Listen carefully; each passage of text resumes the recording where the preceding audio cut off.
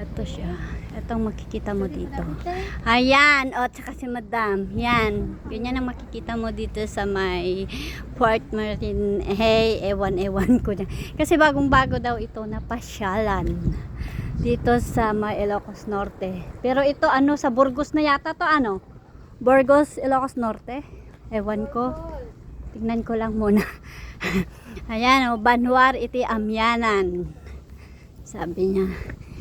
And this is located lang dito sa may ano, Kalamuho. Akala mo, alam ko. Ayan o, si Madam. O.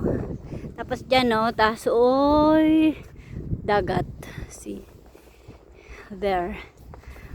Wala siyang entrance dito kasi bago lang to. Ano lang, magla-login ka lang sa logbook nila. May inano naman ako dun sa may ano harap. Yan, yan. Okay. Tapos ito naman is yung mga ewan ko lang kung clear ba itong aking ano. Kasi yan, ganyan ang nakikita dyan sa baba. O yan. Ayan.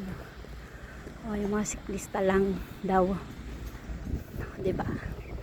See? Yan. Ganyan lang.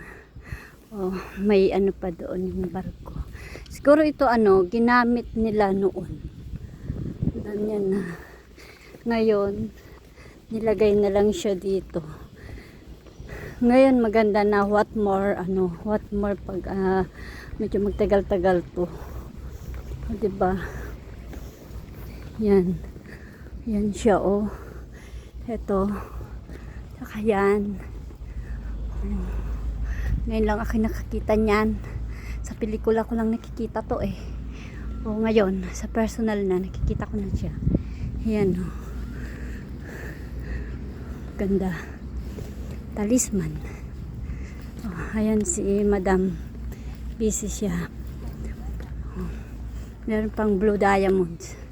Philippine Air Force. Okay. Ayan lang. At ang ating pinakamamahal na watawat. And that's all for today, folks. Follow for more from here in Ilocos Norte. I love Philippines. Sabi nga.